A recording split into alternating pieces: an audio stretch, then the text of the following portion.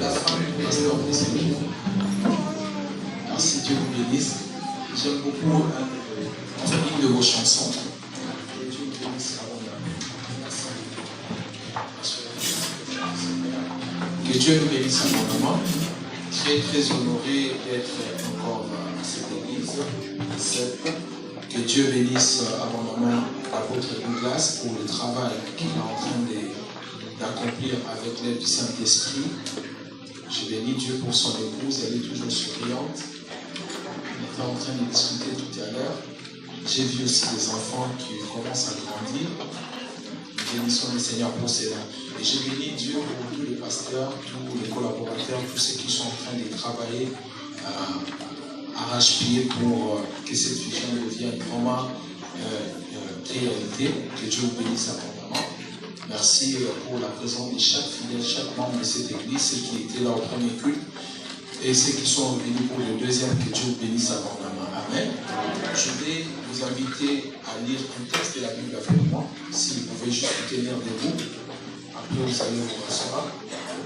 On va lire un texte dans 2 Timothée, chapitre 2. 2 Timothée, chapitre 2, premier verset. Le premier culte, on était un peu dans la vie courante, mais je vais un peu rester vraiment dans la vie spirituelle. Je ne sais pas pourquoi le Saint-Esprit me dirige à porter ces messages sur les caractéristiques d'un bon disciple.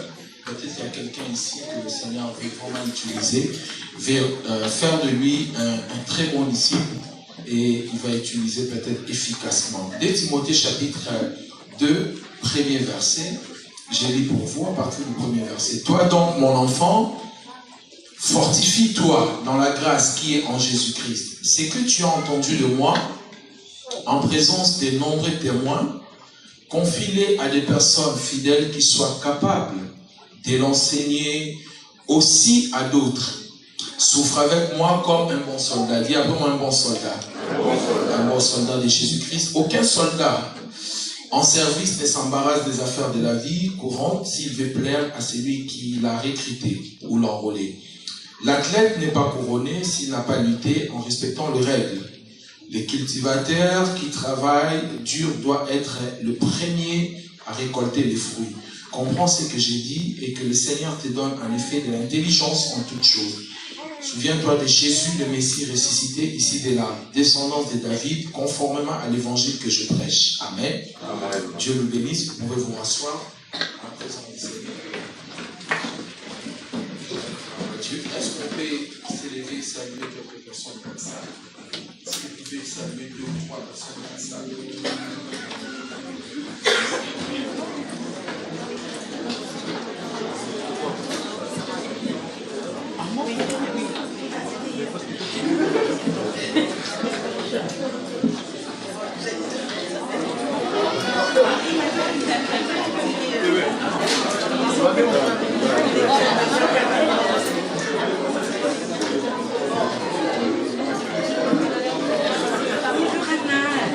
Saluez les uns les autres, bénissez-vous les uns les autres. Merci beaucoup. Que Dieu vous bénisse abondamment. Amen. Que le nom du Seigneur soit béni. Nous bénissons Dieu pour votre vie et pour cette église. Amen. Alors, comme je disais tout à l'heure, je suis en train de partager sur les caractéristiques d'un bon disciple. Comment être un bon disciple du Seigneur, comment suivre le Seigneur. Alors, tout à l'heure, au premier culte, j'avais essayé d'introduire, d'expliquer un peu la notion des disciples-là. Deux fois, nous avons l'impression que ça a commencé avec le christianisme. C'est comme si c'est Jésus qui a introduit cela. Il y a beaucoup de choses, ce n'est pas le christianisme qui les a introduites, ou ce n'est pas le Seigneur qui l'a introduit. Il y a des choses que le Seigneur a trouvées. Par exemple, la mort à la croix. La mort à la croix, c'est pas, le Seigneur n'était pas la première personne à mourir à la croix. On tuait déjà les gens à la croix. Mais depuis sa mort à la croix, cela a changé, a pris une autre direction. Amen. D'ailleurs, le texte dit Moïse, celui qui est pendu au bois. Donc, c'est-à-dire que ça changeait de figuration depuis la mort du Seigneur à la croix. C'est pareil avec la notion des disciples-là. La notion des disciples-là, c'est pas une notion qui a commencé avec le christianisme. Bien avant Jésus, vous allez voir qu'il y avait des gens qui avaient des disciples. Il y a des philosophes qui avaient des disciples. Je crois c'est Platon qui était disciple d'Aristote ou Aristote était disciple de Platon. Bon, vous le savez, moi je ne connais pas trop bien ce genre de choses. Mais vous allez voir qu'il y a eu l'un qui était disciple de l'autre. C'est pour dire qu'il y avait déjà des gens qui étaient des disciples. Et le rôle d'un disciple, c'était pourquoi le maître devait impérativement avoir des disciples. Simplement, la seule personne qui pouvait faire la continuité de l'enseignement de son maître, c'était les disciples. C'est pour cela que vous allez voir, Jésus a insisté, il n'a pas dit faites les chrétiens. Il a dit allez dans toutes les nations, faites les disciples. Pourquoi? S'il n'y a pas de disciples, il n'y aura pas la continuité de l'enseignement de Jésus. S'il n'y a pas de disciples, il n'y aura pas la continuité du christianisme. Alors allez, c'est une obligation, c'est un ordre de faire des disciples. Si on fait des disciples, on peut être sûr que le christianisme a un avenir. Si on fait des disciples, on peut être sûr que le christianisme ne va pas mourir. Parce que nous avons des gens qui vont perpétuer et continuer l'enseignement. Alors je vous disais tout à l'heure, avant de revenir sur le texte que nous avons lu, je vous disais tout à l'heure, il y avait des gens qui étaient déjà, la notion des disciples là, se faisait déjà bien avant Jésus-Christ. Par exemple, si vous regardez, je prends un exemple d'un disciple de Jésus qui s'appelait Jean. Jean était disciple de Jésus, mais il était d'abord disciple de notre maître bien avant. Il avait un maître avant qu'il soit les disciples du maître Jésus. Il avait son maître qui s'appelait Jean-Baptiste. Laissez-moi vous parler un peu, vous donner quelques vérités sur Jean-Baptiste, peut-être ça va vous aider. Jean plutôt, pas Jean le Baptiste, mais le baptisteur, mais Jean, disciple du Seigneur Jésus. Alors, Jean est l'auteur des livres d'Apocalypse et puis de l'évangile de Jean, et puis de Jean 1, Jean 2 et Jean 3, donc des épîtres. Et on pense que cet homme a vécu 10 ans avant Jésus-Christ et 104, jusqu'à 104 après Jésus-Christ.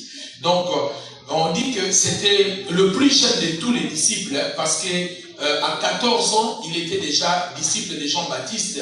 Il est devenu disciple de Jésus à l'âge de 17 ans. À 14 ans jusqu'à 17 ans. Pourquoi? Parce que dans l'école rabbinique, 3 ans c'était les temps suffisants pour une formation. Ainsi, vous allez voir, Jésus a fait 3 ans avec ses disciples. Donc, il a passé 3 ans de formation avec Jean-Baptiste entre 14 et 17 ans. Et quand il a fini l'école de Jésus, de Jean-Baptiste, il était en train de vouloir se marier. Malheureusement, il ne se marie pas. Il est resté ainsi jusqu'à au dernier jour de sa vie. Il était célibataire, il ne s'est pas marié, il n'a pas vécu aussi dans l'impudicité. Excusez-moi, excusez. C'est pas ce que je voulais dire. Alléluia. Il y a des gens qui sont des célibataires, mais qui vivent de manière très compliquée. Bon, c'est pas vous, hein. On parle des gens qui sont dehors. Donc, alléluia. Donc, il était célibataire et jusqu'au dernier jour, son dernier jour sur la terre, il est resté célibataire. Il ne s'était pas marié. C'était le plus jeune de tous les disciples que Jésus avait. Il était parmi les 3 privilégiés qui étaient avec le maître. Vous allez voir au jardin, quand le Seigneur est parti au jardin pour prier, il avait pris le 3. À la résurrection de la fille de Jairus que nous venons d'étudier, lui aussi il était là, il était le plus jeune. À la montagne de la transfiguration, il était aussi parmi les sélectionnés. Donc il était un bon disciple. Et 6 fois dans les livres de Jean, l'évangile de Jean, c'est lui l'auteur. Mais je ne sais pas pourquoi, dans ces livres-là, il n'y a pas son nom. Il n'a jamais mentionné son nom. Quand il parle de lui, il dit par exemple les disciples que le Seigneur aimait beaucoup. Il ne parle pas de lui, il ne cite pas son nom. Quelle humilité. Donc 6 fois dans le Nouveau Testament, dans l'évangile de Jean, on parle d'un disciple que le Seigneur aimait beaucoup. C'était lui, le disciple que le Seigneur aimait beaucoup. Est-ce qu'il y avait le favoritisme? La Bible dit, en Dieu, il n'y a pas de favoritisme. Dieu ne fait pas exception de personne. Dieu ne s'occupe pas de ceux. Mais pourquoi la Bible dit c'était un disciple que le Seigneur aimait beaucoup? Certains commentateurs pensent qu'il comprenait mieux le Seigneur, c'est pour cela que le Seigneur l'aimait beaucoup. Amen. Quelqu'un dit Amen bien. Amen. Donc le problème des disciples ou des disciples là, ce n'est pas un problème de sentiments ou d'émotions, c'est un problème d'application et de la disponibilité. Amen. Si vous voulez être avancé avec le Seigneur, aller plus loin avec le Seigneur, ce n'est pas une question d'émotion. Ce n'est pas qu'il vous aime pas, il vous utilise ou pas. C'est une question de votre disponibilité. La manière dont vous aimez le Seigneur, votre discipline personnelle, nous en parlerons tout à l'heure. Il était le seul qui a posé sa tête sur la poitrine de Jésus à la Sainte Seine. Il était le seul qui était au pied de la croix quand les autres sont partis. Ils sont partis, ils ont abandonné le Seigneur et lui il est resté là. Il était aussi à la résurrection, il était avec Pierre. La Bible dit que Pierre, il a couru plus fort que Pierre parce que lui, il était plus jeune. Pierre était déjà vieux, donc ça peut se comprendre. Il a couru plus vite que Pierre et il est arrivé avant Pierre. Amen. Dis Amen bien. Okay. Alors, il est parmi les apôtres qui n'ont pas fondé l'église. Jean n'a pas fondé l'église et c'est l'apôtre qui a vécu longtemps. Il est mort. D'après l'histoire, on pense que Philippe était l'avant-dernier qui est mort à 81 ans et après c'était Jean. Il a vécu il a commencé son ministère avec Jean-Baptiste. Alors comme je vais expliquer ça tout à l'heure, il était pécheur, je vais expliquer ça tout à l'heure. Laissez-moi finir cela. Et il a vécu 20 ans seul après que la plupart des apôtres étaient déjà morts. Il avait un destin unique. Pourquoi il avait un destin unique? Simplement parce qu'il a eu 3 maîtres extraordinaires. Les grands maîtres de cette époque-là. Son premier maître, c'était Jean-Baptiste. Il a commencé à l'école de Jean-Baptiste à l'âge de 14 ans. Il a fait 3 ans avec Jean-Baptiste. Et puis, il a fait 3 ans avec le Seigneur à partir plus ou moins de l'âge de 17 ans. L'histoire dit qu'il a fait 20 ans avec Marie. Dans la ville de Fès. C'est pour cela, les gens le soutiennent quand la Bible dit, à la croix, Jésus est en train de mourir. Jésus a dit, femme, voilà ton fils, et fils, voici ta mère. Donc, c'est-à-dire qu'il a cru qu'il avait une mission, un devoir de protéger Marie. Lorsqu'il y a eu la persécution, il y a eu des troubles, on a commencé à tuer les chrétiens. Il a préféré, d'après l'histoire, prendre Marie et fuir avec Marie, protéger Marie. C'est ainsi qu'il est resté avec Marie pendant 20 ans et il a appris beaucoup de choses encore sur le Seigneur. Amen. Jean est né dans un village qu'on appelait Bethsaïda. Donc, on pense qu'entre sa naissance et 12 ans, il était à Bethsaïda, un village qui était au nord du lac Tibériade. Bon, quelqu'un est en train de dire, mais ça, c'est le cours de la théologie. Veuillez m'excuser. Bon, on va sauter ça pour aller dans... À moins que ça soit intéressant pour vous. Ok. Donc, au nord du lac de Tibériade. Donc, c'est-à-dire, on appelait cela aussi la ville de pécheurs. C'est ainsi que vous allez voir, les 6 disciples du Seigneur sont venus presque du même point, dans la ville de pécheurs. Il y a Pierre, il y a Jacques, André et Jacques, tous ces gens-là, ils sont venus de là. Alors, comment il est devenu disciple de Jean-Baptiste? Parce que lorsqu'ils pêchaient, ils avaient des endroits où ils pouvaient vendre leurs poissons. Le premier endroit qu'ils pouvaient vendre le poisson frais, c'était dans une ville qu'on appelait Décapole, dans les 10 villes, Déca. Donc, Décapole, Paul, Déca, donc 10 villes, c'était dans ces 10 villes-là. Mais si ils voulaient vendre le poisson à Jérusalem, il fallait que le poisson sèche d'abord. Donc, ils avaient des endroits. Et quand ils partaient pour vendre le poisson au temple, ils le vendaient certainement aux sacrificateurs, aux gens qui travaillaient. Et vous verrez même, il a eu l'accès, lorsqu'on a arrêté le Seigneur, d'entrer jusque-là parce qu'il avait des relations, il avait des entrées là-bas avec sa vente de poissons. Et le chemin qu'il prenait, c'était le chemin de Jourdain. Certainement, il a rencontré Jean-Baptiste. Un jour, il était en train de baptiser et il est tombé amoureux de ce maître qui était en train d'enseigner. Il a commencé à le suivre. Il a suivi Jean-Baptiste jusqu'à un jour, Jean-Baptiste commence à dire, voici l'agneau de Dieu qui ôte les péchés du monde. Il le présente le Seigneur Jésus et ils ont compris, bon, si nous suivons un pasteur, nous croyons qu'il est puissant, lui il nous montre un autre pasteur et dit, c'est lui qui est plus puissant que moi. Alors il est parti, il était parmi les disciples qui sont partis et qui ont suivi. Qu'est-ce que je voulais vous dire en fait? Je voulais simplement vous dire que dans ce que nous venons de dire, c'est que le Seigneur n'a pas commencé la notion de disciple-là. Donc la notion des disciples a commencé depuis longtemps, avant même que le Seigneur commence cette notion. Et si vous comprenez cela, je pense qu'on peut commencer à approfondir notre enseignement. Quelqu'un dit Amen bien. Amen. Un Amen plus fort que ça. Merci. Alléluia. Alors, le texte que nous venons de lire, c'est un texte que moi j'appelle le testament de Paul à Timothée. Pourquoi? Lorsque Paul construisait des églises, l'apôtre Paul, il arrivait dans une ville, il prêchait et il construisait, il bâtissait une église et il partait. Il laissait des gens pour diriger cette église-là. Et quand il partait, l'église, elle était encore jeune, l'église avait des questions, des problèmes. Et comme l'apôtre n'était pas à côté, deux fois les gens écrivaient des lettres et l'apôtre Paul répondait par des lettres. Les lettres que l'apôtre Paul répondait, c'est ce que nous appelons aujourd'hui des épîtres. Les épîtres sont les lettres que les apôtres ont utilisées pour résoudre le problème qui s'est passé à l'église. Amen.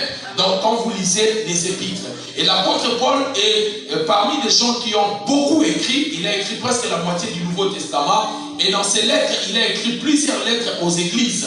Et il a écrit aussi aux individus. Il a écrit par exemple à Philémon, il a écrit aussi à Tite, il a écrit à Timothée. Et heureusement, Timothée a reçu des lettres parce que Timothée était un bon disciple et un disciple que Paul était en train d'aimer beaucoup. Donc le rôle des épîtres, c'est juste pour résoudre le problème de l'église.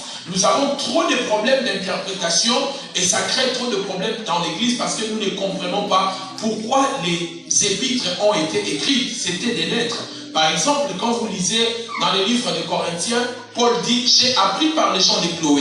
Paul n'était pas là, mais il a appris que parmi eux, il y avait des divisions. Et sur base de cela, Paul a commencé à répondre pour résoudre le problème qui s'est passé à l'église. Amen. Alors, l'apôtre Paul, quand il a commencé sa mission, il est arrivé à Lystre. Nous pensons que quand il est arrivé pour la première fois à Lystre, il a prêché. Parmi les gens qu'il avait gagnés, nous pensons qu'il avait gagné aussi le parent, la grand-mère et la mère de Timothée. Il les a prêchés où ils étaient déjà de croyants qui connaissaient le Seigneur, mais l'apôtre Paul les a fait asseoir dans la foi chrétienne. Et quand l'apôtre Paul est parti, il est revenu pour la deuxième fois dans Actes chapitre 16. Nous voyons l'apôtre Paul, quand il arrive, la Bible dit qu'il rencontre un disciple qu'on appelait Timothée. La Bible n'a pas dit qu'on a trouvé un chrétien, un disciple. Et quand l'apôtre Paul était passé pour la première fois, Timothée était plus jeune. Et quand l'apôtre Paul est revenu pour la deuxième fois, il a un peu grandi. Mais ce n'était pas un chrétien, ce n'était pas un disciple. Le grand problème aujourd'hui, nous avons beaucoup de chrétiens à l'église, mais nous avons moins de disciples. Nous avons des gens qui viennent à l'église, mais qui ne connaissent rien de Dieu. Nous avons des gens qui viennent à l'église qui ne sont pas disciplinés. Dans le mot disciple-là, on peut ressentir le mot discipline. Des gens qui n'aiment pas qu'on puisse les enseigner. Moi, on ne me parle pas comme ça. Moi, je n'aime pas ce genre de choses. Mais quand vous êtes à l'église, vous êtes disciple. Ou soit vous êtes disciple, ou soit vous ne l'êtes pas. Si vous êtes disciple, vous devez accepter qu'on puisse vous asseoir, qu'on puisse vous mettre sous la discipline, qu'on puisse vous enseigner, qu'on puisse vous former, vous rendre efficace, ainsi de suite. Comme ça, vous allez monter de plus en plus. Alors, qu'est-ce que nous connaissons de Timothée? Tout ce que nous connaissons de Timothée, c'est qu'il était jeune.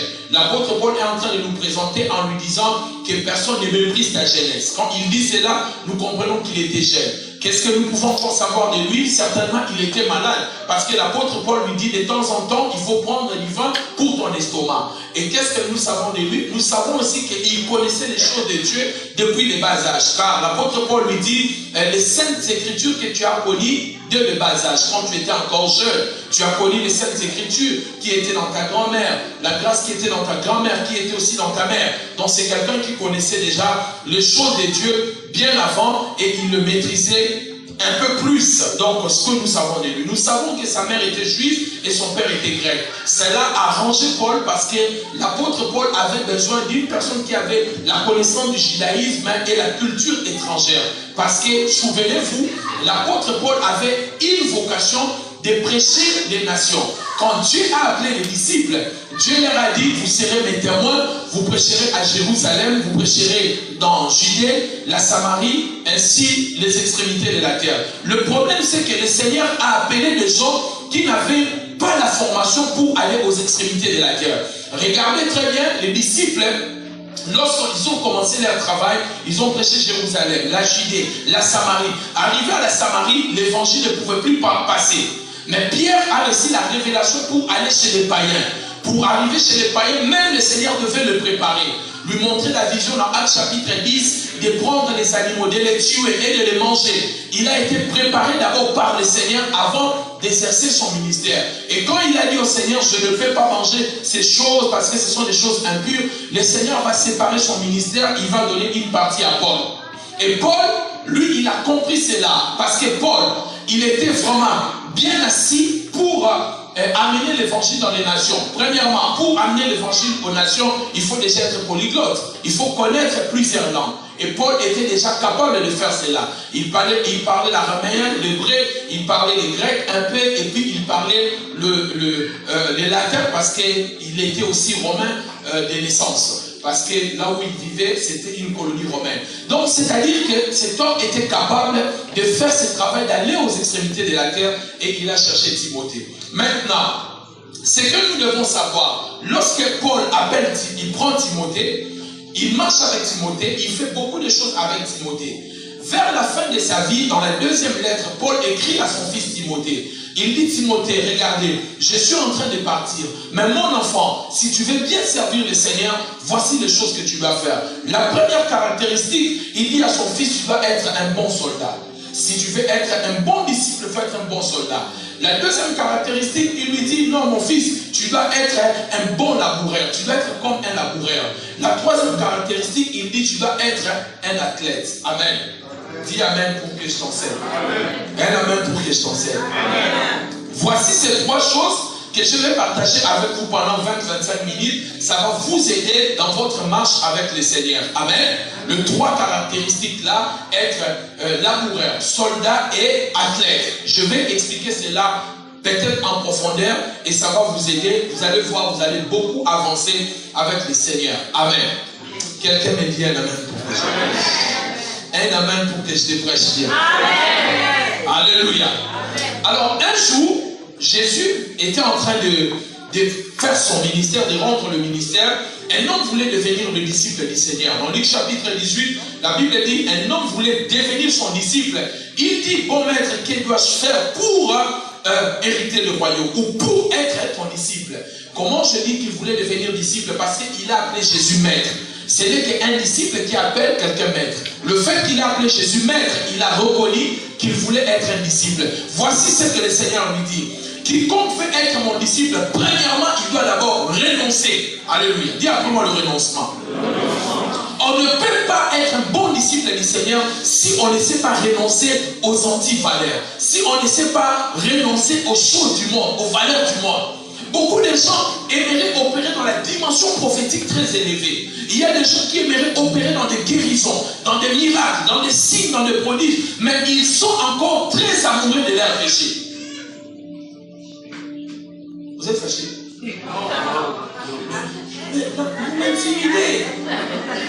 Dites Amen, vous m'intimidez. Alléluia. Donc, beaucoup de gens aimeraient servir Dieu efficacement, mais ils sont très attachés à certaines choses. Aux anti-valeurs.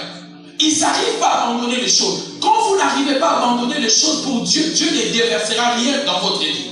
Avant que Dieu déverse, Dieu veut que vous abandonnez. Vous renoncez à certaines choses. Le Seigneur a dit, renonce, tu veux me suivre, mais renonce à l'ancienne vie, à l'orgueil, au péché, au vol, au mensonge, à l'impudicité, à l'adultère. Renonce à ces choses-là, puis viens et suis-moi. Donc, avant de venir et de me suivre, il a dit, viens et suis-moi. Mais avant de venir et de suivre, renonce d'abord. Le renoncement vient avant de venir vers le Seigneur et de le suivre.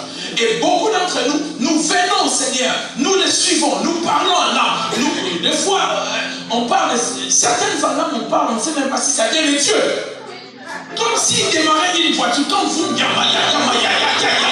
on se pose des questions, mais est-ce que cet homme est vraiment converti ou pas? Alléluia.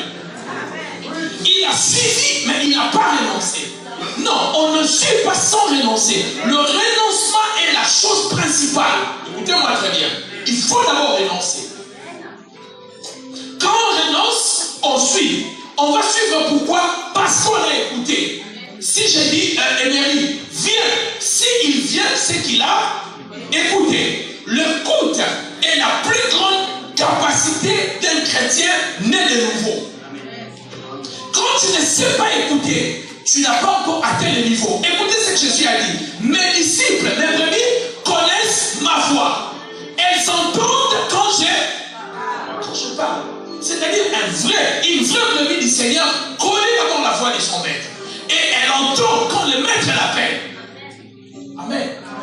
Lorsque beaucoup de gens sont des prophètes, mais qui n'ont jamais appris à entendre Dieu, comment tu peux parler si tu n'as pas entendu? Lorsqu'on veut apprendre à un enfant comment parler, on n'apprend pas comment parler, on apprend comment entendre. Amen. Un enfant qui ne parle pas, on apprend d'abord l'écoute. Pourquoi on apprend l'écoute? Parce que la première parole qu'il va parler, ça sera ce qu'il a écouté. C'est pour cela que vos enfants commencent par vous appeler d'abord Freddy. Freddy. Oh, même cet enfant, comment il m'appelle Freddy? Pourquoi? C'est parce qu'il entend très souvent à la maison, sa maman l'a appelé son papa Freddy, Freddy. Donc, ce qu'il a enregistré, c'est ce qu'il va dire. Et quand toi tu parles de quoi? Qu'est-ce que tu as entendu? Alléluia. Qu'est-ce que tu as entendu?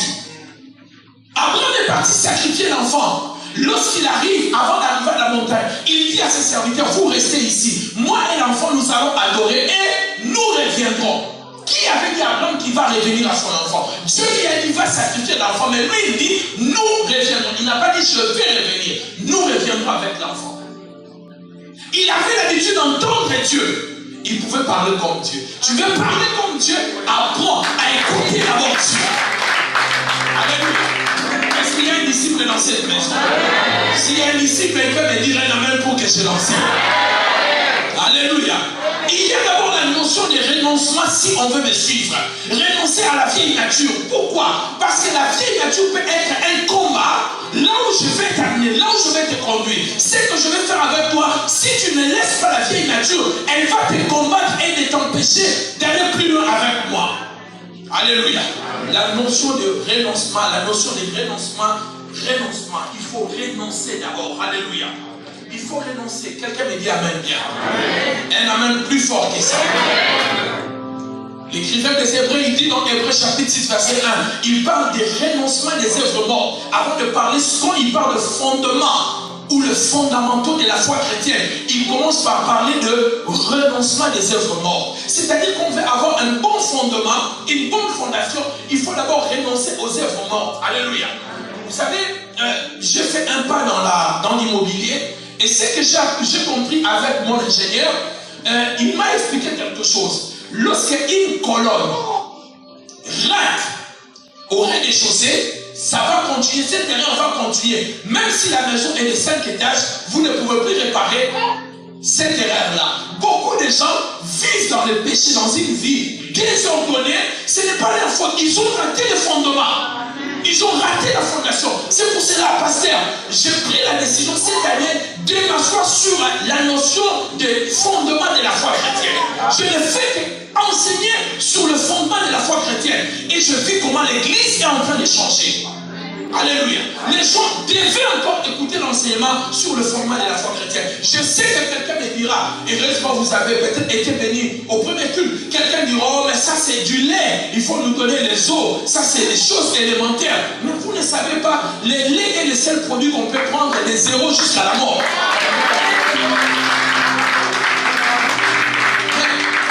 Pas les os. À un certain âge, ça ne passe pas, ça va briser les dents. Mais le lait, bien que c'est élémentaire, mais dès la naissance jusqu'à la mort, c'est un produit consommable. Donc, le fondement de la foi chrétienne, ce sont des enseignements fondamentaux de la vie, de la foi chrétienne. Il faut l'écouter tous les jours. Amen. Beaucoup de gens sont devenus des bishops, ne sont plus des enfants de Dieu. Je ne lis pas la Bible pour venir prêcher. Je lis la Bible parce que je suis chrétien. Tous les matins, je n'entre pas dans les réseaux sociaux avant de lire la Bible. Avant de voir Facebook, WhatsApp, Messenger, YouTube, je commence d'abord par la lecture de la parole après la prière. Je ne suis pas, Dieu ne m'a pas appelé pasteur, il m'a appelé d'abord un disciple, un enfant de Dieu. Amen.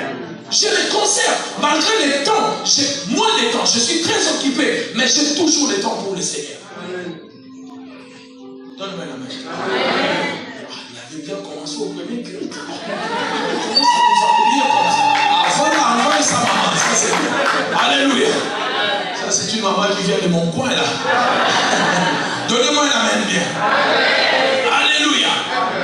Il parle de renoncement aux œuvres mortes. Ça, c'est très important. Le renoncement. Un bon disciple accompli, il faut un engagement total. Beaucoup d'entre nous, nous donnons une partie à Dieu, une partie nous gardons pour nous. Dieu ne prend pas une partie. Soit il prend tout, soit il laisse tout.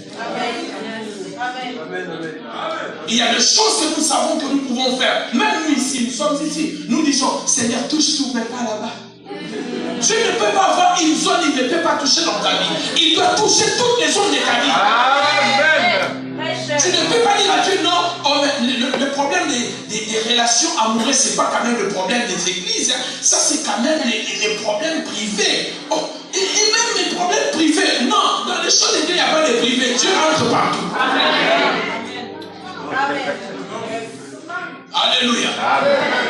Oui, c'est le Seigneur qui a dit, quel rapport y a-t-il entre Bélial et Christiana? On veut vous dire, frère, non, pas là-bas.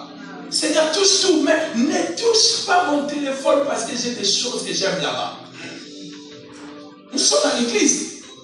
Mais si on pouvait prendre le téléphone de chacun de nous, on peut voir des choses. Et l'autre fois, je suis un prophète, peut-être Dieu veut me montrer quelque chose. Alléluia. Donnez-moi la main. On était dans une réunion. Quand un prophète a commencé à parler d'un frère qui travaille à l'église, on a dit, toi, lève-toi frère, je vois que tu es homosexuel. Et toute l'église. Alléluia. Et c'était vrai. Alléluia. Mais comment il fait pour servir Dieu avec cette vie de péché? C'est parce qu'il a refusé le fondamental de la foi chrétienne. Donnez-moi un amen bien. Excusez-moi si je suis un peu dur, hein? Pardon. Donc, ça. Amen. Jésus a dit, allez dans toutes les nations, faites des disciples. Et quand vous allez faire les disciples, enseignez-les. Enseignez-les de garder ce que moi je vous ai prescrit. Pas ce que seulement je vous enseigne, mais prescrit pour leur guérison. Il faut qu'ils gardent ces choses-là.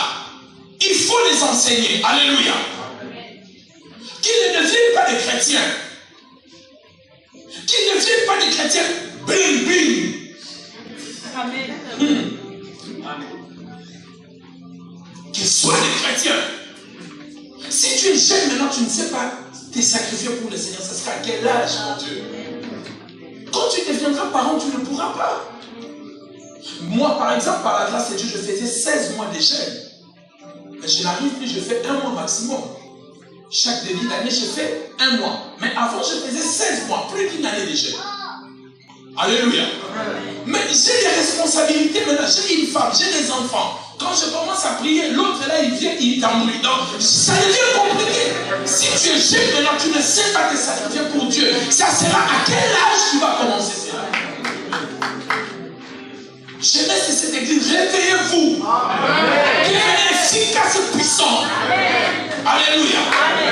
Dieu a besoin de vous. La promesse est pour vous, les jeunes. Il veut se servir de vous. Il a besoin que les relais passent à la jeunesse. Que vous soyez puissants et efficaces.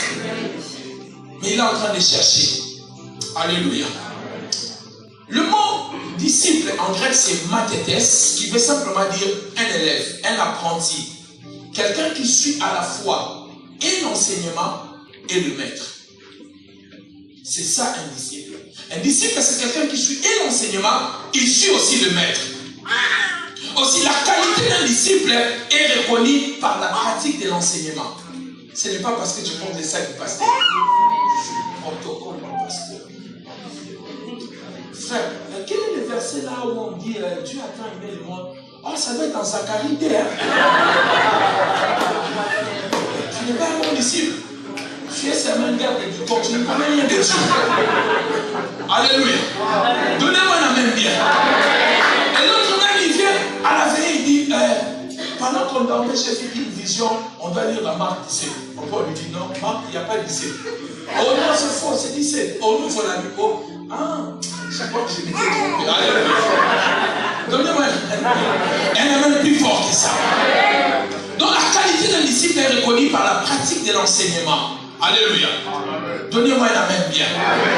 Jésus a dit dans Jean chapitre 8, verset 30 à 38, si vous demeurez dans ma parole, vous êtes vraiment mes disciples. Un bon disciple demeure dans la parole de Dieu.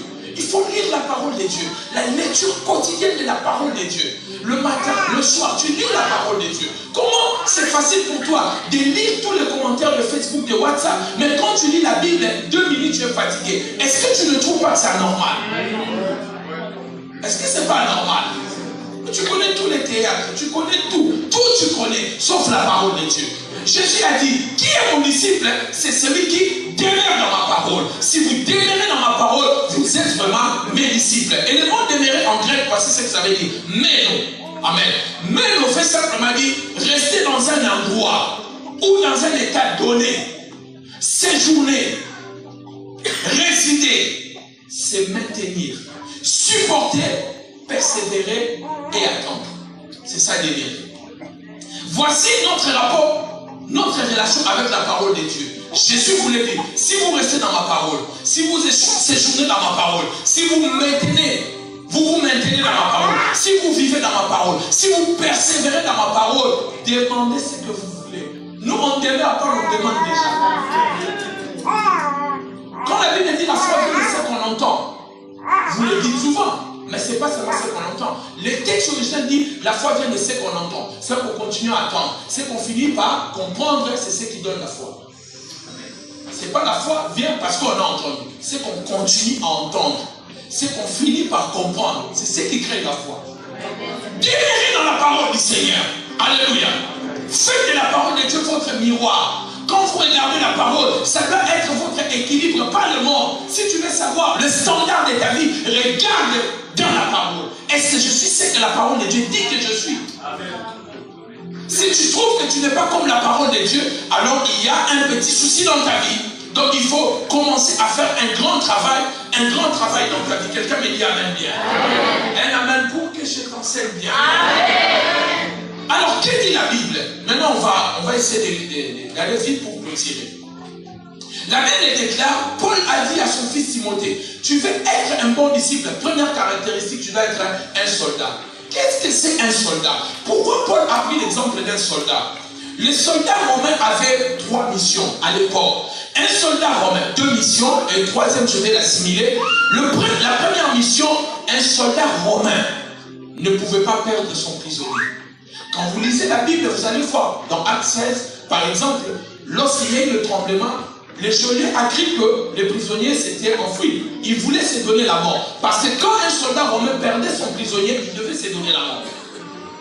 Il voulait se donner la mort. Paul a dit non, nous sommes là. Dans Actes 27 et 28, lorsque Paul est en train de partir à Rome, la Bible dit qu'il y a eu le bateau qui était en train de chavirer. Ils ont dit tuons tous les prisonniers parce qu'ils ne pouvaient pas laisser les prisonniers s'enfuir. Amen. Les soldats, un soldat, le rôle d'un soldat, c'est l'obéissance. Un soldat, on peut le dire, arrête ta mère, jette ta maman en prison. Il ne dit pas que c'est ma maman. Qu'est-ce qu'il fait? Il les équipe. La question vient après avec un soldat. Quand Paul insistait, il disait que mon fils soit comme un soldat du Seigneur, l'apôtre était en train d'insister sur l'obéissance. Un bon disciple du Seigneur doit être obéissant à Dieu, obéissant à son pasteur, obéissant à ses encadrés. Amen. Deux fois à l'église, les gens disent moi j'obéis qu'à Dieu. Ah bon? Oh, moi j'obéis qu'à Dieu. Moi je n'écoute que Dieu. Frère, toi tu n'écoutes que Dieu. Amen. Toi tu n'écoutes pas les hommes. Je vais te montrer dans la Bible les gens qui avaient des vocations, mais qui ont écouté les hommes. Moïse parlait avec Dieu face à face, sans énigme, mais dans les déserts. C'est le fils Obal qui l'a montré le chemin. Alléluia. Il ne connaissait pas le chemin. C'est son beau-père qui l'a appelé pour le faire asseoir. Tu vas te fatiguer avec ce travail. Établis les chefs. Mais pourquoi Dieu ne l'a pas dit non, écoutez, moi je n'écoute que Dieu. Il y a des choses que les hommes peuvent te dire, ça va te sauver. Donc, je vais le dire autrement. Tout ce que les hommes peuvent te dire pour te sauver, Dieu ne les dira pas. Tu as compris, hein? C'est-à-dire, ce que moi je vais te dire pour te sauver, si tu ne veux pas m'écouter, Dieu ne descendra jamais du ciel pour te le dire. Amen. J'aime bien une histoire dans les films de Will Smith à la recherche du bonheur. Son fils dit à son papa, papa, je vais te raconter l'histoire. Oui, papa. Il y avait un homme qui était en train de se noyer. Un bateau passait par là, dit, on peut te dire, non, non, le Seigneur va m'aider. Le premier bateau passe. Le deuxième, on peut te dire, non, non, le Seigneur va m'aider. Le troisième bateau passe, non, non, j'ai la foi, le Seigneur pourvoira. Il viendra me secourir. Et le gars est mort, il est parti au paradis. Il arrive, il dit à Dieu, mais j'avais foi en toi. Pourquoi tu ne m'as pas sauvé? Dieu lui a dit, idiot, je t'ai envoyé 3 personnes pour te sauver. Tu n'as pas voulu. Alléluia. Dieu, ce qu'un homme peut faire, Dieu ne le fera pas. Dieu fait ce que toi tu ne peux pas faire. Quand Dieu met des gens sur ton chemin pour te conseiller, vous pensez que Dieu va se substituer à ton père pour t'éduquer? Non. Il t'a donné des parents pour te donner l'éducation. Ce n'est pas à Dieu de faire ton éducation. Tu deviendras pasteur avec une mauvaise éducation. Ah oui? Dieu ne le fera pas. Il ne fera pas ton éducation. Ah bon, tu ne sois pas fâché, pardonne-moi. Vraiment, pardonnez-moi, je suis votre frère. Alléluia. L'obéissance. Tu dois être obéissant. Un soldat, il est obéissant. Mais ce que j'aime avec Paul, il dit, sois mon fils un bon soldat. Il n'a pas dit sois un soldat. Parce qu'il y a des soldats, mais qui sont de mauvais soldats. Alléluia. Qui font la honte de l'armée. C'est pour cela qu'il insiste, il dit, sois un bon soldat. Tu veux être un bon disciple. Je suis en train de mourir. Je vais vers la mort. Je ne te verrai peut-être plus. Mais ce que je vais te donner comme des bons souvenirs, mon fils, sois un bon soldat. Ne mens pas les gens. Contente-toi. Jean-Baptiste a dit ça aux militaires. Ne prenez pas de force, n'extorquez pas. Combien sommes nous-mêmes des pasteurs, des brigands, nous-mêmes des pasteurs? Alléluia. Tu vois quelqu'un en train de mourir, mais tu lui dis non, il faut cette situation-là. Il faut un peu 5 000 € et Dieu Tout-Puissant va te guérir. Tu es soldat, mais tu fais la honte de ton armée. Alléluia. Sois un bon soldat. Deuxième caractéristique pour aller très rapidement, il dit, mon fils, sois un athlète. L'athlète, il faut être un athlète. Dis après moi l'athlète. Mais il dit qu'un athlète ne peut seulement gagner la course s'il a couru selon le règle. Beaucoup de gens arrivent dans la gloire, mais quelles sont les règles que vous avez utilisées pour arriver là-bas? Oh, Dieu m'a béni, mon cher, Dieu m'a béni. Tu peux me dire comment Dieu t'a béni? Alléluia. Tu as appelé une maman de ton église, tu as dit non, écoutez, le Seigneur m'a dit, tu as 5 parcelles, vendre 2 parcelles, il faut donner à Dieu. Et puis la maman vend, tu donnes 300 000 $, tu dis, Dieu m'a béni, tu m'as visité. Oui, tu as eu l'argent, mais dis-nous comment tu as eu l'argent. Alléluia. Donc ici, il est en train de dire, sois un athlète. Quelle est la caractéristique d'un athlète? Un athlète, c'est quelqu'un de discipliné. Il fait la même chose tous les jours. Même s'il n'a pas le match le matin, il se lève et court. Oh, mais le match dans 3 mois, il court. Oh, mais pourquoi tu dis je cours? Parce que je suis un athlète. L'athlète, c'est la discipline. Alléluia. L'intégrité ne suffit pas. Écoutez-moi très bien. Tout ce que l'intégrité commence, c'est la discipline qui l'achève. Tout ce que l'intégrité commence, c'est la discipline qui l'achève. En fait, je vais le dire autrement. Si tu veux maigrir, tu prends une décision. Mais la décision ne suffit pas pour maigrir. Qu'est-ce qui va suivre? C'est la discipline. Tu arrives devant le frigo, tu dis non, je ne touche pas. Ta femme est en train de faire un spirale là-bas. Ça monte souvent, tu dis, ah Seigneur, je vais faire un tour dehors. Alléluia. C'est-à-dire, la décision ne suffit pas. Il faut une discipline pour achever ce que la décision a accepté. L'intégrité, celle-ci. L'intégrité, il faut l'accompagner avec la discipline. Il y a des choses que tu regardes, tu dis non. Tu regardes, tu vois de belles filles à l'église, tu dis non. Seigneur, non, je suis marié, je ne peux pas faire ça. Le corps te conduit, tu dis non, je refuse. 1 Corinthiens 9, 27, l'apôtre Paul dit, je traite mon corps durement. Les besoins est là, les désirs. Ne pensez pas qu'il n'y a pas les désirs. Les désirs est là. Mais je dis non, je refuse. Alléluia. La chair me dit, mais je dis non, je ne veux pas aller là-bas. Ramène-moi, mon esprit est plus fort que la chair. Je ne vais pas. Alléluia. Malheureusement, c'était programmé dans un point, mais je vous l'ai dit quand même. Le problème avec la tentation, on voit toujours ce qu'on gagne, on ne voit pas ce qu'on perd. Amen. Amen. Amen. Dans les jardins, Adam et Ève ont vu seulement le fruit, mais ils ne savaient pas ce qu'ils perdaient. En fait, dans la tentation, ce que tu gagnes est toujours paix par rapport à ce que tu perds. C'est vrai. C'est vrai. Ah, je pensais que j'étais en train de dire des choses pas vraies. C'est vrai. Alléluia. La discipline. Ali ne gagnait pas sa course, ce combat dans les terrains. Il gagnait ce combat lorsqu'il faisait l'entraînement, lorsqu'il s'est discipliné. Le champion n'est pas champion sur le terrain ou dans le ring. Il est champion dans l'entraînement. La manière dont il s'entraîne, il sait s'il peut gagner ou pas. Alléluia. Il y a des choses où on savait, quand on était encore à l'école, je savais que là, je ne vais pas bien travailler parce que je n'ai pas bien étudié. Mais je savais, il y avait des moments où je venais, je me disais, là, même si le prof ne le veut pas, il va me sentir. C'est comme le jour de la défense de mon mémoire. C'était là, j'étais avec des grands professeurs, des émérites. J'étais en train de défendre mon travail sur les tribunaux de commerce comme gage des climats de bonnes affaires. J'avais tellement lu, j'avais perdu le sommeil. J'ai dit là, il va me rencontrer le prof.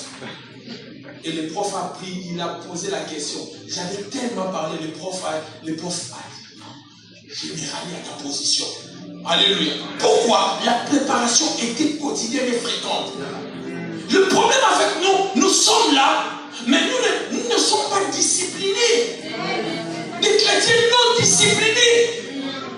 La manière dont nous vivons, c'est vraiment de manière très déplacée.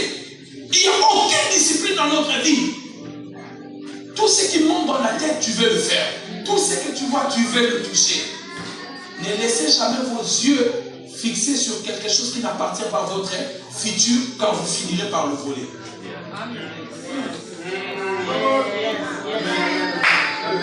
Ne laissez pas vos yeux fixés sur quelque chose qui n'appartient pas à votre futur, vous finirez par le voler. Je commence à regarder la femme de tout. Et mais je finirai par la convoiter. Quand tu regardes, lève les yeux, dis non, ça n'appartient pas à mon avenir. Alléluia.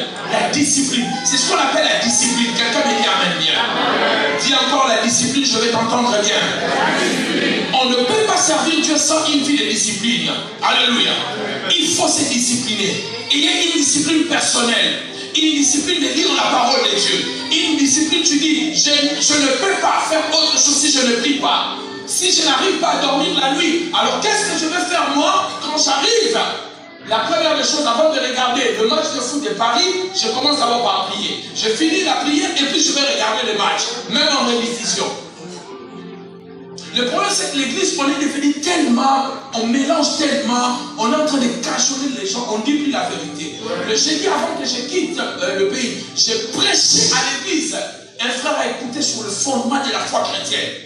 Les frères sont rentrés après le culte, ils ont l'habitude de prendre la bière avec ses frères. Ils arrivent là, on offre le verre avec la boisson, il dit je ne bois pas. Oh, pourquoi il dit non, je ne bois pas? Bon, il avait honte de dire je viens de l'église. Il dit je ne bois pas. Maintenant son frère, son grand frère travaille avec un frère de protocole dans une banque du pays. Et il appelle, il dit mais qu'est-ce qui s'est passé jeudi dans votre église? Il dit non, c'est une église normale. Il dit mais mon frère est revenu de l'église, on lui propose la bière, tu ne le fais pas. Ah, il dit, le pasteur avait tellement frappé la parole, je crois qu'il était touché. Et vous savez qu'est-ce que son frère a dit? Je viendrai dans votre église. Est-ce que vous savez, même les moins sérieux n'aiment pas les pasteurs moins sérieux?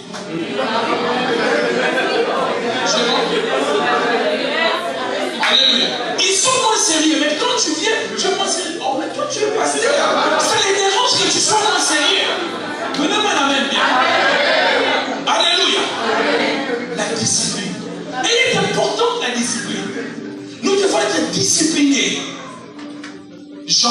dans les réseaux si je ne lis pas la parole de Dieu.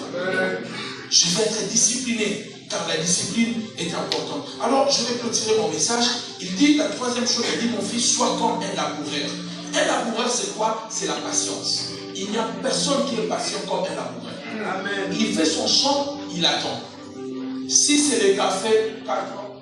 Si c'est les bambous, il sait bon, ça va prendre 5 ans, 6 ans. Il est là. Mais qu'est-ce qu'il fait? Tous les jours, il n'est pas seulement patient, mais il est aussi endurant. Parce que tous les matins, il doit arroser. Un vrai chrétien doit être patient et être endurant. Alléluia. Il faut être patient. Il y a des choses que Dieu ne fera pas avec toi maintenant. Je vous dis la vérité, ça ne viendra pas maintenant. Dieu va d'abord travailler ta personne, ton homme intérieur, pour voir si tu as grandi. Amen, amen, amen. J'ai mon fils aîné, il a 19 ans aujourd'hui. Mais tout l'amour que j'avais pour lui, je ne pouvais pas lui acheter une voiture. Pas parce que je manquais de l'argent. Parce qu'il n'avait pas encore l'âge pour conduire. Et je me disais, le jour où il aura son bac, je vais lui acheter la voiture. Quand il a eu son bac, nous sommes partis à Dubaï, je lui ai dit, choisis ta voiture. Il a choisi sa voiture. Mais aujourd'hui, je n'ai jamais eu un problème d'accident. Mais imaginez, si je lui avais acheté une voiture à 10 ans, j'allais perdre et mon enfant, et peut-être aujourd'hui, continuer à payer encore des responsabilités de réparation civile. Peut-être il allait écraser des gens. Vous comprenez? Il y a des choses que Dieu ne peut pas te donner aussi longtemps que tu ne grandis pas. Il faut grandir dans la foi, dans l'œuvre de Dieu, dans les choses de Dieu. Il faut que Dieu arrive à te faire confiance. Il faut que Dieu arrive à dire, je peux lui donner une église avec des jeunes filles, il ne le touchera pas. Alléluia. J'ai dit à l'église où je suis pasteur, j'ai dit, ici dans cette église, d'abord, ne rêvez même pas, oh j'ai rêvé les pasteurs parce que non, ça ne va pas arriver. Et puis, je sortirai de cette église, je n'aurai aucun problème avec une fille dans cette église. Je me suis discipliné. Est-ce que vous croyez qu'il n'y a pas de belles filles? S'il y a un. Tu regardes aussi, parce que celle qui est belle est belle. Elle est belle. Oui, bon. Je suis marié.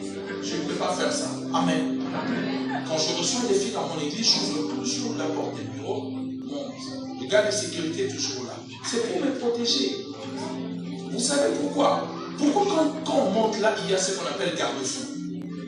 Parce qu'on ne sait jamais. La folie peut te prendre un peu, tu t'appuies dessus. C'est pour cela qu'il y a ça, on appelle ça garde-fou.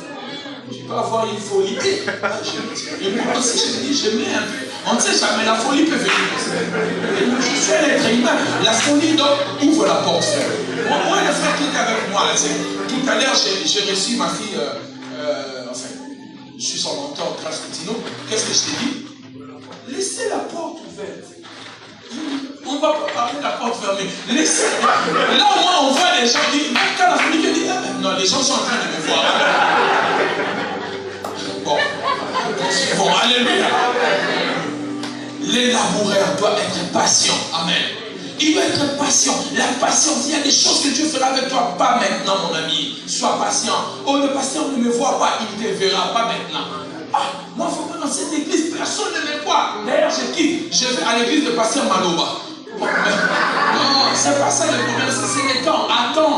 Quand le moment viendra, même je suis. Attendez aussi le moment. Alléluia. Il a dit, femme, mon heure n'est pas encore venue. Le temps viendra. Sois patient. La patience, c'est l'arme des grands. Il n'y a aucune grande chose qui a été bâtie par la précipitation. Est-ce que vous me comprenez? Tout ce que vous essayez de bâtir par la précipitation, par le plaisir, ça va détruire votre vie. Beaucoup de gens ont bâti leur vie par le plaisir. Zig Ziglar disait, dans la vie, soit vous jouez maintenant et vous payerez plus tard. Soit vous payez le prix maintenant et vous jouerez plus tard. Mais dans la vie, l'un ou l'autre, ça va te rattraper un jour. Tu joues maintenant, on verra dans ta vieillesse. Tu payes le prix maintenant, dans la vieillesse, tu seras tranquille. C'est pour cela qu'il y a la retraite. On donne la retraite à qui? À celui qui a travaillé. À un certain repose, prends ta retraite. Donnez-moi un amen bien. Un amen plus fort que ça. La patience et l'endurance. La patience et l'endurance. Maintenant, ce que vous devez comprendre, la patience a des définitions en grec. Il y a une définition qu'on appelle hypomone, et puis l'autre c'est macrothymia. L'autre, ça veut simplement dire, lorsqu'on dit la patience, ce n'est pas le fait d'attendre. Beaucoup de gens attendent, mais ne sont pas patients. La patience, c'est le fait d'attendre et garder une bonne attitude. Amen. Amen. Amen. Tu viens voir le pasteur, on te dit, attends.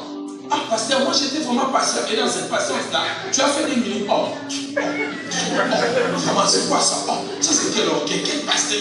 Oh, ça c'est pas la patience. La patience, j'attends et je garde une bonne attitude. L'attitude d'un enfant de Dieu. Ça fait 2 heures. Frère, ça fait 2 heures que tu es là. Avec un sourire. Oui, frère. Ça fait 2 heures que je suis là. La patience, c'est ça. J'attends, mais j'ai une bonne attitude. Combien d'entre nous attendons les promesses de Dieu, mais avec de mauvaises attitudes? Seigneur, si c'est dans 3 mois là, je ne me marie pas, je rentre au monde. Je rentre dans le monde, Seigneur. Tu vois que tu intimides Dieu. Rentre dans le monde. Élie a fait ça avec Dieu. Élie a essayé de faire ça avec Dieu. Alléluia. Élie a essayé de faire ça avec Dieu. Seigneur, tue-moi. Oh, Élie, si tu voulais vraiment mourir, pourquoi tu as fui Jézabel?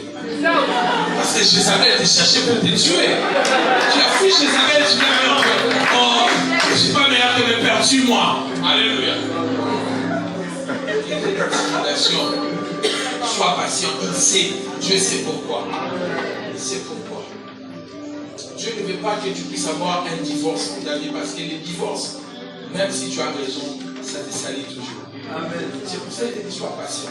Il faut même pas rater 10 fiançailles, mais ne pas rater un mariage. Amen. Je vous dis la vérité, ça va te connaître, même ceux qui n'ont jamais connu ce que tu as connu comme souffrant. Ah, cette femme-là, tu sais qu'elle est divorcée.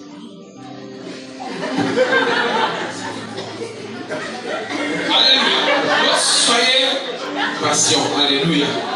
Soyez patient. Je vais bientôt finir. Je disais, soyez patient. La patience et l'endurance est une grande caractéristique pour un bon disciple.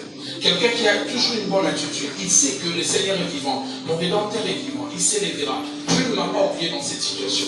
Tôt ou tard, le Seigneur s'élèvera. Il se souviendra de moi. Je traverse des moments difficiles, mais il se souviendra de moi. J'endure ce que j'endure, mais Dieu est de mon côté. Et quand il va s'élever, les choses vont s'arrêter. Quelqu'un dit Amen. Alors, avant de chuter, voici ce que je voulais vous dire. Quand vous regardez ces 3 caractéristiques, il n'y a qu'un seul objectif dans ces 3 caractéristiques. C'est que un laboureur, il récolte dans le futur. Un soldat, il est promu dans le futur. Un athlète, il gagne dans le futur. Ici, le Seigneur veut simplement nous dire, tout ce que nous voudrions avoir dans notre futur, nous devons appliquer ces 3 choses, ces 3 caractéristiques. Apprendre à être d'abord des gens obéissants, des gens disciplinés, des gens patients et endurants. C'est le grand secret pour gagner n'importe quoi dans la vie. Apprenez à vivre ces caractéristiques, même pour tes affaires, même pour tes études. Développez ces capacités. Vous allez voir combien de batailles vous allez gagner dans la vie. Alléluia. Amen. Donnez-moi l'amen. Amen. Vous gagnerez beaucoup de batailles si vous apprenez à faire ces choses. Ce sont les clés de sagesse qui peuvent vous aider dans la vie. Je clôture mon message. J'ai envie de vous donner quelque chose. En vous disant, premièrement, notre course a un seul objectif. La course que nous faisons ici a un seul objectif. L'objectif de notre course, c'est la vie éternelle. Amen. Amen. Tout ce que tu fais, tout ce que tu poursuis, si ça t'enlève sur la route de la vie éternelle, il faut lâcher la chose. C'est pour cela que Jésus a dit, si ton œil devient une occasion de chute, qu'est-ce que tu vas faire? Alléluia. Si ton bras devient une occasion de chute, qu'est-ce que tu vas faire? Coupe-le et entre dans le royaume de Dieu. Alléluia. Vous comprenez, c'est très important. Tout ce que vous devez faire, n'oubliez jamais l'éternité. Pensez toujours à l'éternité. Pensez toujours, c'est que je fais si le Seigneur était à ma place. Comment il allait réagir? Alléluia. Donnez-moi la main. Amen. N'oubliez jamais, la Bible dit, vous êtes la lumière du monde et vous êtes les sels de la terre. Amen. Malheureusement, si Dieu le permet, je vous conseillerais. Il y a 2 choses. La terre n'est pas le monde n'est pas la terre. Il dit, vous êtes la lumière du monde. Pour la lumière, c'est la lumière du monde. Mais pour la terre, vous êtes les sels de la terre. Pourquoi il n'a pas dit vous êtes les sels du monde? Ou pourquoi il n'a pas dit vous êtes la lumière de la terre?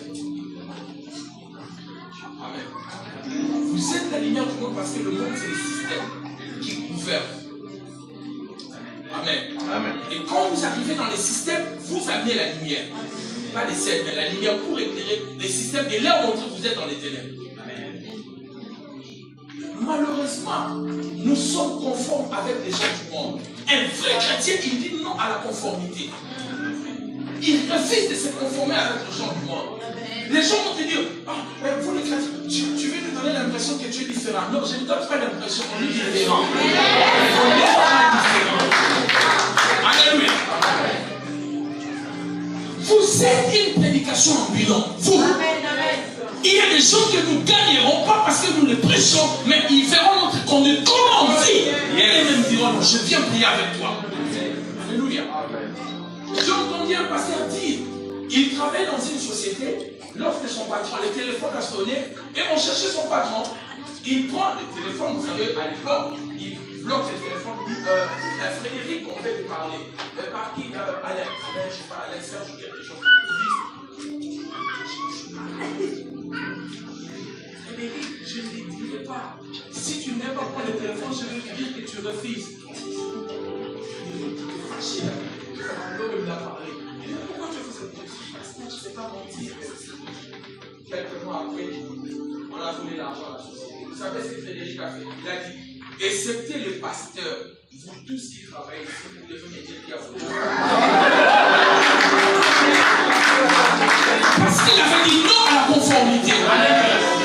Bien aimé, je ne vous dis pas que c'est facile, mais si vous commencez à le faire, vous changerez votre monde. Les gens qui sont autour de vous, vous changerez les systèmes. Alléluia. Dis non parce que tu es différent. Je suis la lumière du monde. Je suis la lumière dans les mauvais systèmes. Je vais changer les choses. Amen. Donnez-moi la main bien. La main plus forte que ça. Ce que je fais, si ça ne touche pas l'éternité, je dois laisser. Si ça va compromettre mon éternité, je laisse. Alléluia. Deux fois, on continue à faire des choses. Vous voulez que je vous dise une chose? Est-ce que je peux parler? Amen.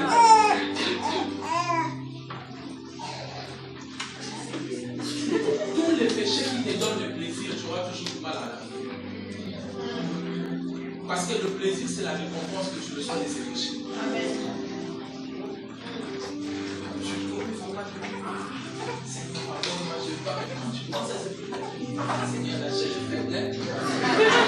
Alléluia.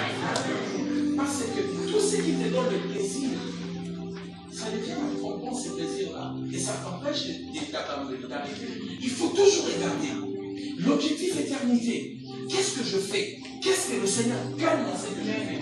Je suis son disciple, je suis son fils, je suis sa fille. Qu'est-ce qu'il gagne dans ça? Il ne gagne rien, alors on passe, on continue. Alléluia. Joseph a dit, comment ferais-je telle chose? Des péchés contre Dieu. Regardez, il a dit des choses. Comment faire un péché contre Dieu? Je peux faire, mais quand je pense que je vais pécher contre Dieu, je dis non. Et Paul le dit autrement. Il dit quoi? Paul dit quoi? Hein? Tout me permet, mais tout me permet, tout n'est pas utile. Les choses que je peux faire, non, ça dérange les Seigneurs. Deuxième vérité. Amen. Deuxième vérité. C'est priver du plaisir. Tout ce que tu vas faire, ton qu'un disciple, apprends à te priver du plaisir. Aucune chose peut être bâtie par le plaisir. Le plaisir est un facteur de destruction. J'avais ça sur YouTube. Vaincre le plaisir. C'est un bon message. Le plaisir est un élément de destruction. Tout ce que je fais, je regarde d'abord le plaisir que ça va me donner. Le plaisir est un élément déclencheur de passer dans le péché. Quand je pense que j'aurai le plaisir, ça motive mon homme. Enfin, mon homme extérieur pour aller dans le mal.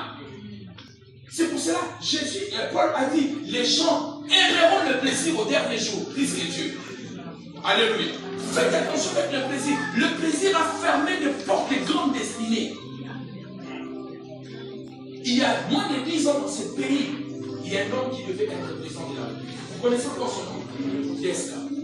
Très intelligent, un grand économiste. Mais le plaisir a fermé la porte de la destinée. Alléluia. Vous voulez que je vous dise quelque chose? Hein?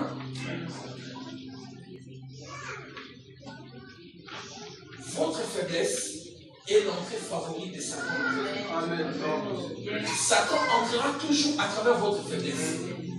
Si vous ne fermez pas la porte de votre faiblesse, c'est l'endroit par lequel le diable entrera. Et le diable, quand votre faiblesse grandit, en fait, quand vous cherchez à étouffer votre faiblesse, le diable cherchera à le faire grandir. Et la faiblesse ne frappe pas quand tu es au début. Elle te frappe seulement quand tu es au haut. Parce que quand je tombe d'ici jusque là, j'ai moins mal. Mais si je monte encore au 7e étage, je tombe, la douleur sera efficace. Il te laisse monter avec ta faiblesse. Il te laisse monter avec. Quand tu arrives à un point, paf, il te frappe. Il n'est pas le plaisir. Le plaisir a fermé la porte à celui qui était président. Hollande lui-même disait, si Desca vient, moi je vais le dire. Vous savez, s'il vient, je vais le dire parce que je ne peux pas faire le poids. Il va gagner. Mais le plaisir. On peut dire que c'est le complot, mais on a le complot été fait sur son plaisir. Par rapport à son plaisir, les gens savaient ce qu'il aimait. Alléluia. Est-ce que je me fais comprendre? Qu'est-ce que tu aimes? Qu'est-ce qui te réveille? Tu te réveilles, tu laisses ta femme, tu as une femme, tu es marié, à 3h du matin, devant le film pornographique. Mon Dieu, mais tu laisses les vrais pour les virtuels. Amen. Est-ce que vous ne comprenez pas que c'est le diable? Amen. Non, mais soyons sérieux. Le plaisir te réveille. C'est-à-dire que tu dormais, tu étais dans un profond sommeil. Dès que je ne sais pas qu'est-ce qui t'a vu. Tu te lèves devant l'ordinateur. Tu commences. Ça, c'est un problème. Et quand ta femme va se réveiller, des fois ta femme te voit, mais elle est meurtrie dans son cœur. Elle se dit, est-ce que je ne suis pas bien? Est-ce que j'ai un problème? Jusqu'à la femme va partir, les enfants seront placés, et tu as tout voulu, c'est parce que tu as regardé le plaisir. C'est quoi le plaisir? Dis non au plaisir. Je veux que tu te revoies et dis non. Et je sais que je suis en train de parler à quelqu'un. Je prêchais comme ça chez ça. Je prêchais un message. Quelqu'un était comme ça dans une situation. Couché avec sa belle-sœur. Ah, ça s'est fait. Avec les parents et avec les enfants, ça s'est fait. Et les belles-sœurs, les gens qui couchent avec elles, ça s'est fait. Il a écouté la prédication. Non, il l'a arrêté. Il ne voulait pas arrêter. La nuit va passer.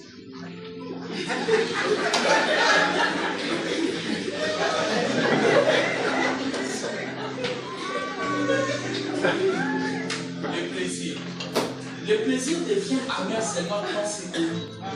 Non, c'est pas connu. Oh, quel plaisir! Oh, c'est bon. Dès que c'est connu, le plaisir devient amer. Tu arrêtes même la relation. Ah non, il m'a pas pris. On vous a attrapé.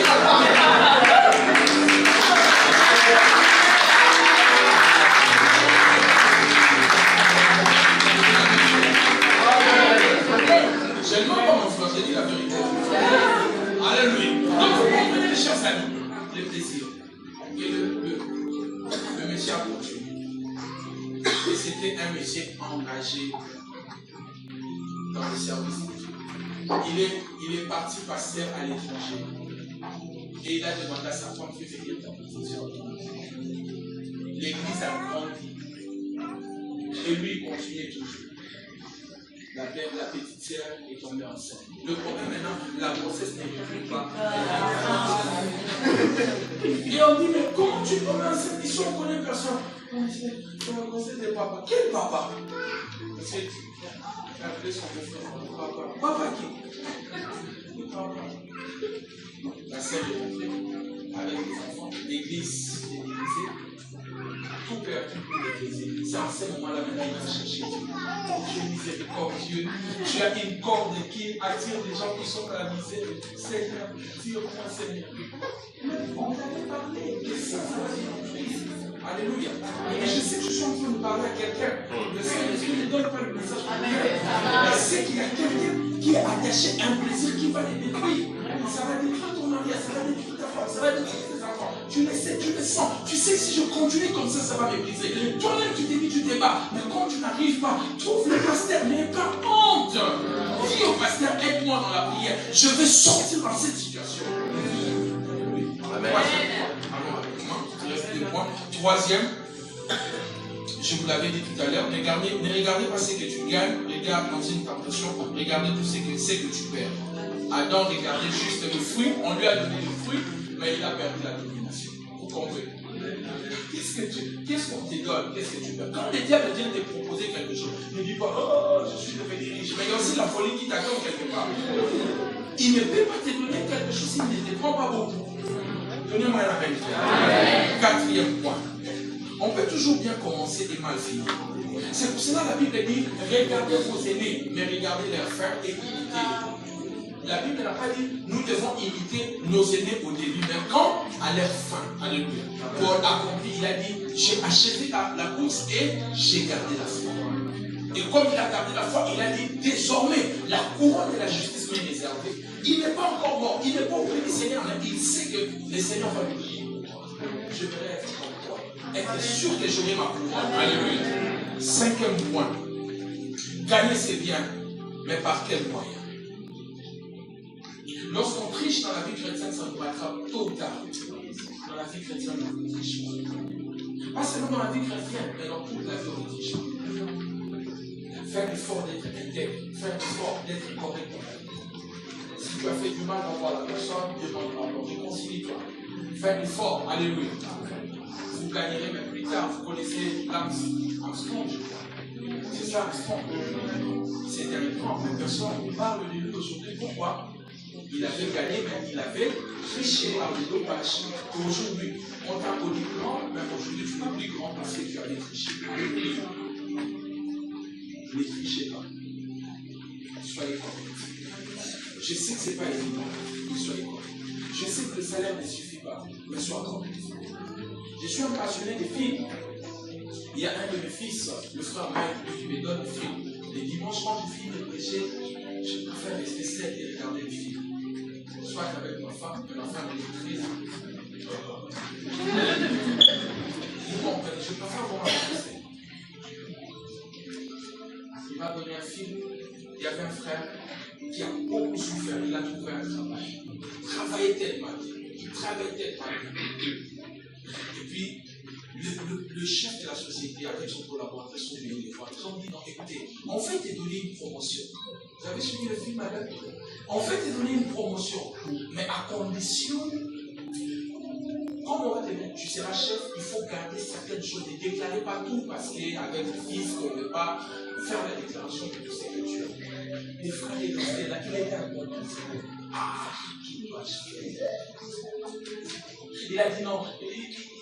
On a dit, bon, écoutez, ne nous donne pas la réponse maintenant, va réfléchir et tu répondras demain.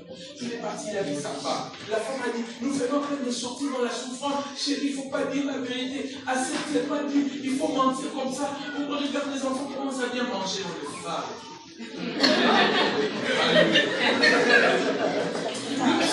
Je suis un chrétien, je ne peux pas mentir. Il rentre le lendemain au travail très déçu. Et les deux collaborateurs ont une grande entreprise. Est-ce que tu as pris ta décision? Il a dit, j'aime bien mon travail. Je vais vraiment vous servir. Mais je suis un chrétien, je ne fais pas mentir. Amen. Ils se sont regardés. Ils se sont tapés la maison et dit, tu as ton travail. On était en train de détester.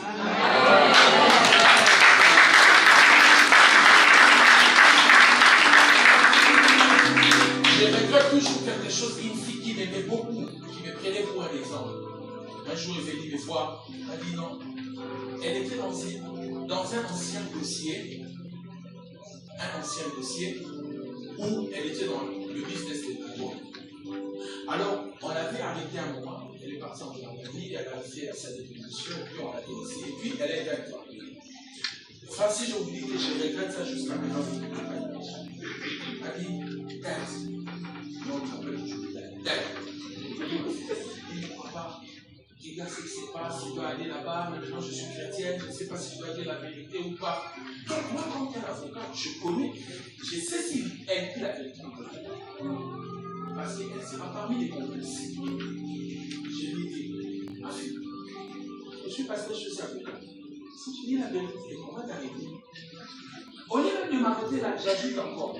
Je souhaite que tu ne dises pas la vérité. Je souhaite que tu dises que tu peux nous dire à l'époque, quand tu avais entendu, on t'avait mis la pression, tu voulais rentrer par faire la poupée. Est-ce que je regrette jusqu'à maintenant? Oui, je regrette. Posez-moi la question, qu'est-ce qui s'est passé? La fille est partie là-bas. Et vous savez qu'en arrivant là-bas, on lui a dit non, on n'a aucun problème avec toi, on voulait juste te voir pour montrer à la personne. Donc, ça fait une fois que je l'ai encouragé et elle est partie là-bas, on n'a même pas reconnaissé.